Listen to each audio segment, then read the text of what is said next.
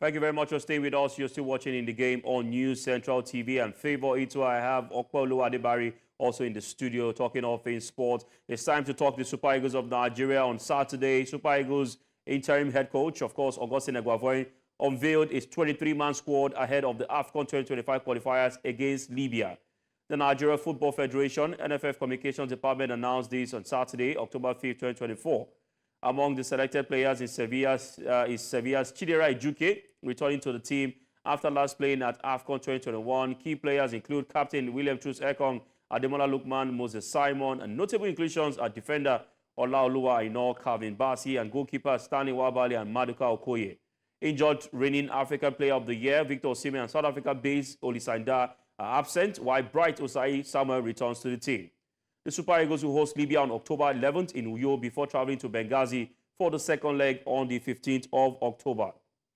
Joining us to review the list, I beg your pardon, is a well-traveled FIFA and CAF photojournalist, Suleiman Poja Adebayo, joins us this morning. Good morning to you and welcome to In the Game. Good morning, Favour. Good to have me. All right. You've also had access to the list. You've seen the list released by Coach Augustine Eguavoen. I'd like to get your thoughts on the list released for the Libya clash. It's a normal list from Austin Eguavoen because we followed him all right from Cameroon. The AFCON in Cameroon. He has stick to the guns, stick to the players. He knows very well, and I'm not. I'm not surprised that he stick with the guys, he used for the last one, talking about the game, in the last AFCON qualifier. So, if Victor Osimhen is fit, he's going to still be on the list. So it's just the normal, regular guys who, Ejuikes has worked with over time from, AFCON in Cameroon down to the last AFCON and, of course, down to this Libya game.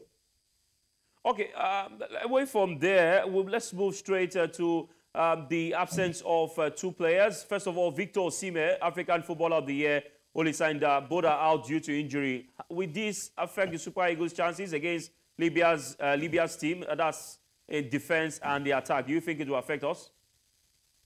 I don't think so. In the last qualifier, AFCON qualifier, Olisanda didn't play more time in the team, and of course Victor Osimhen was a second half substitute for both games.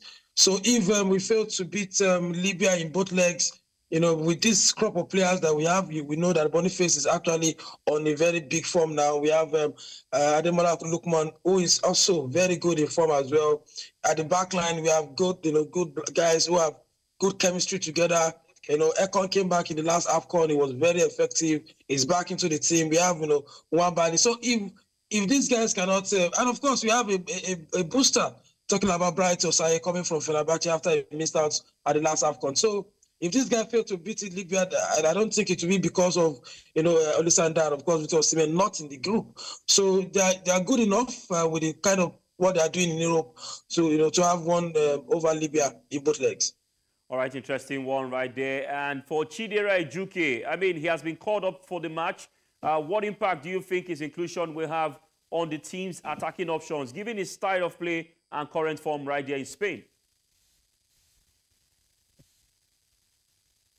Well, I think Ejuike, we have a big impact. Remember, in the Super Eagles, we failed to create chances. We've found a way to not to create much chances in the final third. We lack creative players in the box, and Ejuike can come in that fold to actually, be a big impact in terms of creating chances for the Super Eagles. Remember, when it comes to the most dribbles in Europe, it tops the list. So it shows that he's bringing something different into the team. He's not a regular, winger. He drives in, he scores goals as well. He creates assists. So when we talk about the creative, importance of Ejuike, I think he's one player that we need that looks like a fresher here into the Super Eagles. All right. Okpolo Adebari, correspondent in the studio, have a question for you. Yeah, Poja, it's a pleasure having you on In the Game. Considering Osimhen's, absence, who do you think is most likely going to be the one to lead the forward line for us? Considering the last, international break, Boniface had a chance, but he wasn't able to score a goal. Taiwo Awoniyi got limited minutes towards the end of the game away to Rwanda. So who, in your opinion, do you think should be able to filling the boots of Victor Osimhen? I think, if you look at the last games, Boniface was played the both games.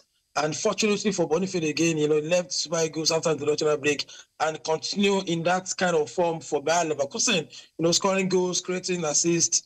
And it shows that without Victor Osimhen again, who, of course, didn't start the last two games, Victor Boniface will be the guy to go to in the two. Of course, for Awodi, unfortunately, he has not started a lot of games, at Nottingham Forest because, of course, Woods has been the number one striker for Nottingham Forest.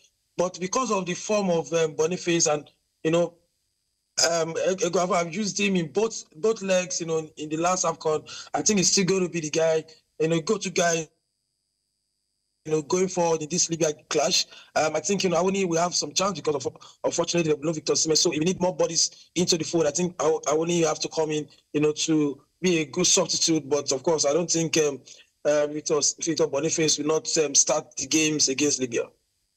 All right, Poja, of course, when it comes to the squad selection and the team being released, a lot of persons will always have a particular player they feel should have been invited or that was not in the team. For Coach Augustine Eguavoen, would you say that so far so good, he has been able to instill confidence in this team, especially with the squad selection and the players he always invites to the team, especially the last and, of course, the present?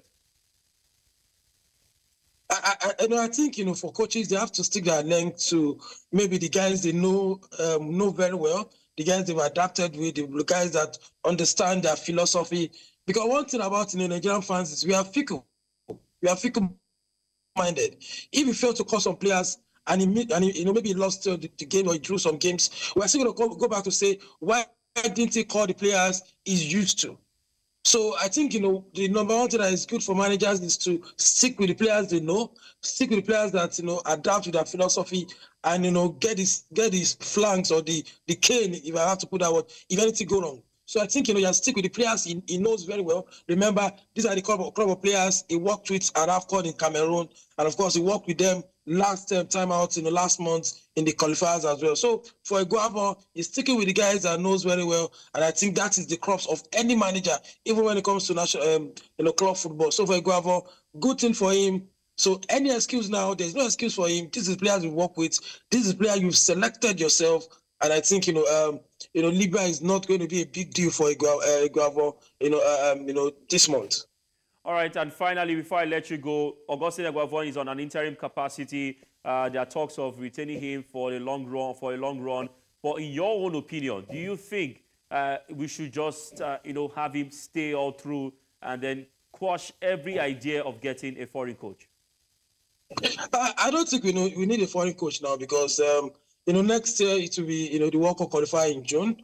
And you need a manager who has worked with these guys, for so long. Now, if you look at this now, Eguavoen will be taken up with the team for 4 matches. And 4 matches is very big when it comes to the international window for a manager to adapt with his team. So it will be very bad for the NFF to change, Eguavoen and bring another manager who is going to have just 2 games, next month to, against Benin Republic and Rwanda to adapt with the players. So it will be a no-brainer for me to bring another person entirely, even if he's a local coach. I think Eguavoen has showed that we played good football under him. We've scored goals under him. We knew what he did at AFCON in Cameroon. And now he's going to be, after Libya, he's going to be with the team for 4 good games.